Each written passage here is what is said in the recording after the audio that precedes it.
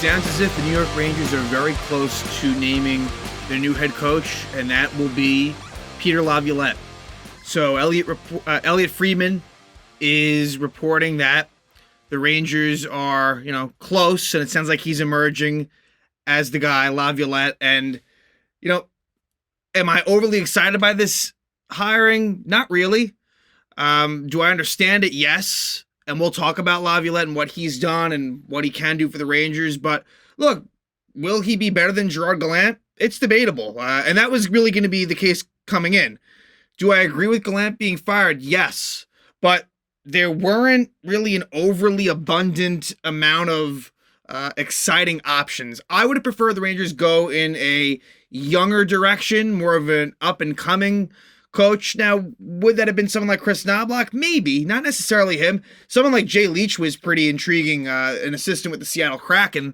That was someone that I thought could have been a good option, and was hoping that would have been taken more seriously. But, in the end, it kind of seemed like it was between Peter Laviolette and John Hines, and I think they were waiting for someone like Mike Sullivan to shake loose, maybe Sheldon Keefe. It sounds as if both are going to be staying in place. Certainly Sullivan with Pittsburgh and Keefe likely with the Maple Leafs. And I didn't want to touch Joel Quenneville. I didn't want to go anywhere in that direction. That would have been a PR nightmare and just absolutely not worth it. I think that they were certainly at one point intrigued by the idea of it, but luckily they didn't go there. But with Laviolette, out of all the retreads, it makes sense. Like, he's had success before. A concern for me is in terms of developing the young players, I don't know if that's going to happen. To me, this is getting more favorable to the veterans. It's not always that cut and dry, and I think he'll be more demanding than Gerard Gallant in terms of you kind of go back and forth. And, Quinn, I think, was a little bit more of a hands-on, I think players got a little bit annoyed by that, but then with Gallant, it worked for the first year, but then all of a sudden they grew tired of him. And Gallant was a player's coach, kind of let the players manage themselves and kind of run the show to an extent. Obviously, Gallant's the head coach, and it's not that simple, but I think Laviolette hopefully can instill a little bit of fear in some of the top guys. With that being said, though, I think different hires could have brought about, better change for the Lafrenières, the Kakos, those players. Whereas I see Laviolette really leaning on the vets and, not holding them as accountable as I'd want them to be. But again, this is just me kind of putting the pieces together. So I hope I'm wrong about that. And I'm sure his intentions will be good. I'm sure he'll, of course, want to develop the younger player. You want to do that. But I just think that there's going to be a heavy reliance on the Panarins. And he is where, to me, he is a symbol of where it starts and stops with this team. If he is not really going to listen to what Laviolette has to say and does his own thing, then that's going to be a problem. Panarin has to play a more structured game. And look, you want him to, you want his talents to shine. I think with Gallant, that was kind of the thought process. All right, let the players do what they do best. But I hope with Laviolette there's more of a structure to this team. You could tell that Gallant strategically and tactically it just wasn't what you wanted. It was not going to work. With Laviolette, I hope that there's a little bit more of that. Again, this hire doesn't inspire all that much confidence if we're being fair. I just don't think it does. But at the same time, the resume is pretty impressive. And I want to get into that as far as Laviolette is concerned, and then we'll, talk some more. But with Laviolette, he played 12 games in the NHL as a New York Ranger. So he is actually a former Ranger player, was undrafted, and in 1989 season, he played 12 games with the Rangers. So he was actually a teammate of Brian Leetch, when Leetch was very, very young in his career. That might have been technically Leetch's rookie season, I think. But Laviolette was in the Rangers system for a little bit. From the 88 season through the 92 season, he was in the Rangers system, mostly in the minors, mostly in the AHL. But he was on the Olympic team for the United States in 1988 and 1994. So it is interesting that he does have those Ranger ties. Again, long, long time ago, and really no connections currently. I can't imagine. that there's really anyone that was still in the organization back in the late 80s that are still there now of importance. So Laviolette starts his head coaching career with the New York Islanders, and it was pretty successful. Now, the Islanders at this point were not very good. They had a lot of struggles at that point, for the last, 6-7 years, from the mid 90s on to, early 2000s. It was rough for the Islanders, but he comes in there and he actually gets them to the playoffs. A really nice 96-point season. The Islanders were 42-28 and 12 in that year, and they lost a tough series, a 7-game series, a pretty memorable one actually, to the Toronto Maple Leafs. It was a good, hard-fought series that Toronto wins in 7 in Toronto. So a nice season, and then in year 2, he reaches the playoffs again. It was a step back for sure, where the Islanders were 35, 34, and 13. So not quite as good, and in a weak East, the Islanders sneak in and they lose in 5 to Ottawa. Now, Laviolette is fired by Mike Milbury. So probably a bit of a quick hook, and that was his shortest tenure. And again, he was a young head coach at this point, but I was impressed with him from afar. As a Ranger fan, Rangers had struggled badly at that point. Granted, the Rangers, certainly in that second year of Laviolette, the Rangers did have head-to-head success versus the Islanders, but in terms of just overall, the Islanders were a better team than the Rangers at that point. And I actually thought he was pretty good. But Laviolette gets fired, and he gets hired in the middle of the 03-04 season. So the year before the lockout, he is hired. Ironically, Paul Maurice is fired. Maurice is fired by the Carolina Hurricanes, and now he is currently the head coach of the Florida Panthers, who are, as we record this, are in the Stanley Cup final. In Game 5, they're down 3-1 to the Vegas Golden Knights. But he takes over for Paul Maurice, and doesn't do an overly great job in taking over for Maurice, but at that point, the damage was kind of already done by the time he took over. Now, you had the lockout, and they keep Laviolette on, right? So they hired him, and they kept him on, and the Carolina Hurricanes win the Stanley Cup in 2006. So Pierre Laviolette has won a Stanley Cup, and it was that year, an unexpected run, although, look, it was a 112-point Carolina team, but it was a weird year. 2006 was one of the weirdest years I can remember as a fan, coming out of that year-long lockout. They win in 7 against the Edmonton Oilers in the Cup final. And look, give Laviolette credit that it was a good Carolina team, but it certainly won't be looked back on as one of the best teams of all time by any means. It wasn't as if that was a team that had sustained success. Yeah, they had reached the Stanley Cup final in 2002, where they lost to the Detroit Red Wings, but that team, there was still some players from that 2002 team, but it was mostly different. But he wins there. And then that was it, though. That was, interestingly enough, in some ways, where he won his one cup was honestly where arguably he had some of his least sort of playoff success. Now, to be fair, it wasn't as if those Carolina teams were dreadful. But look, in 2007, they do miss the playoffs, and in 2008, barely. Both times it was close. I remember, because the Rangers were also, at that time, kind of battling with Carolina.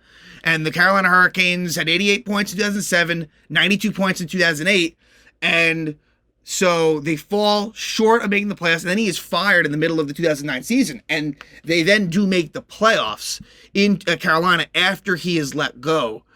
Interestingly enough, he is replaced by Paul Maurice. So it's one of those rare situations where it goes from Maurice to Laviolette back to Maurice, and it worked out for Carolina there. And so he's fired for the 2009 season, but then he is right back with the Philadelphia Flyers in the 2009-10 season. And now that was also a hiring midseason, right? Yes, John Stevens had been the head coach of the Flyers, and he takes over in December. And he actually takes the Flyers to the Stanley Cup final. Now, the Rangers are involved in this. The Flyers beat the Rangers in the last game of the regular season in a shootout. It enables the Flyers to make the playoffs. The Rangers miss. And they then go on a run. And this was the year that they were down 3-0 to the Bruins in round 2 and came back. Very impressive. They lose in 6 to what we would find to be a dynasty Blackhawk team. That was the first Blackhawk Stanley Cup win in 2010. And look, that was a competitive series. It was. That was a Patrick Kane overtime winner in Game 6 in Philly. So, that was a good run by Laviolette. And that becomes a theme where Laviolette early in the tenure of that team, and you see this with a lot of head coaches, right? Gerard Gallant's another example of something similar to that. But Laviolette even more so, where he joins a club and they have immediate success.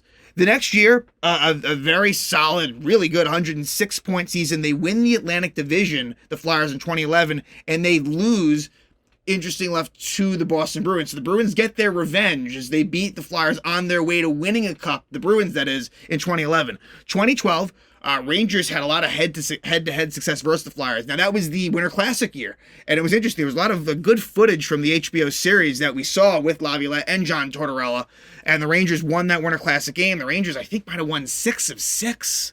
But the Flyers, it was still a really good season, maybe slightly worse than the year before, but they it ends up with a similar result. They lose in round 2 to the New Jersey Devils. So they're slowly taking a step back in terms of playoff success from that first year.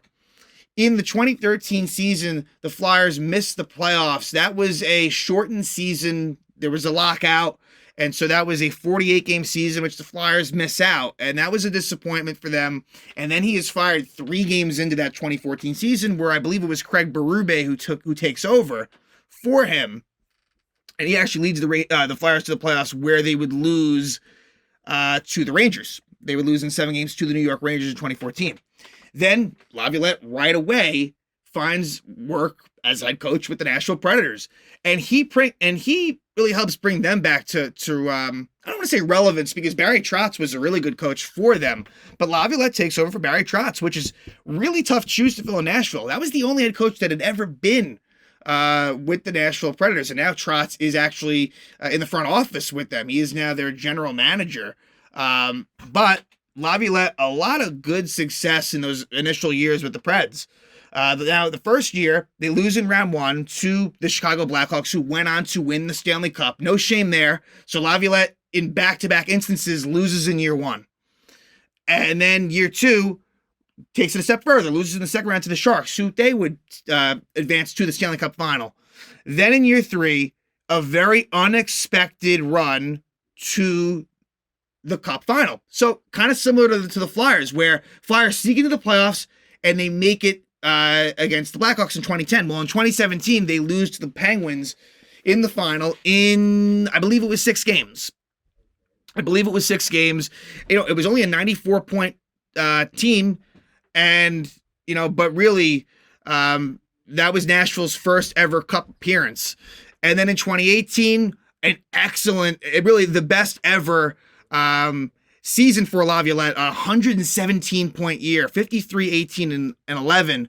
But they lose to Winnipeg in round 2, and that was a bit of a disappointment. A team that won the President's Trophy coming off of the Cup final versus Pittsburgh.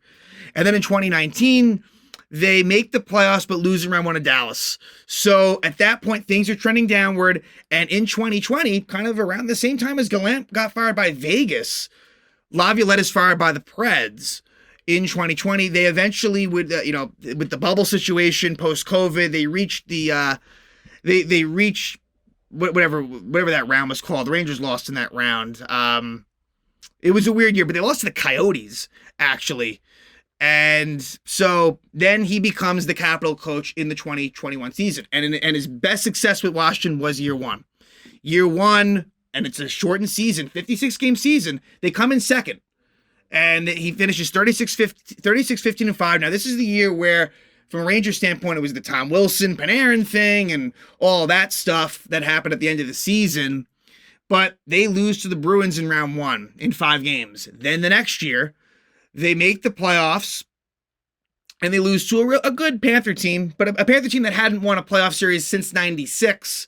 The Panthers won the President's Trophy. They beat the Caps in 6 games. And then this year was a real disappointment. The Capitals were a team that was expected to probably make the playoffs. It's an older team, but they don't. And eventually they sell off pieces at the deadline, and Laviolette and the Caps part ways.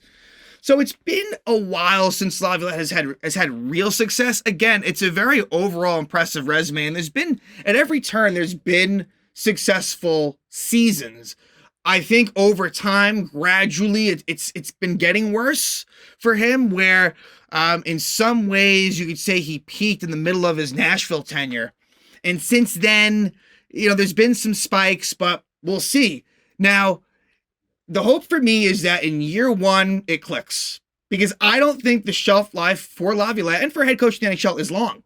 So I predict that Peter Laviolette probably won't be I don't think he's going to be the Ranger head coach really beyond 2, maybe 3 years at most. So I think that Peter Laviolette is not going to get a whole lot of time. And this is a coach that you're looking for instant success. They're not going to be really patient here. And if he doesn't do well, that's got to be Chris Drury's job. Like, he's got to go with Laviolette. If this does not work out, I don't think that Chris Drury deserves another chance. He was given the ability to hire Gallant. And look, year one worked out very, very well. And it's not as if year two was a complete failure.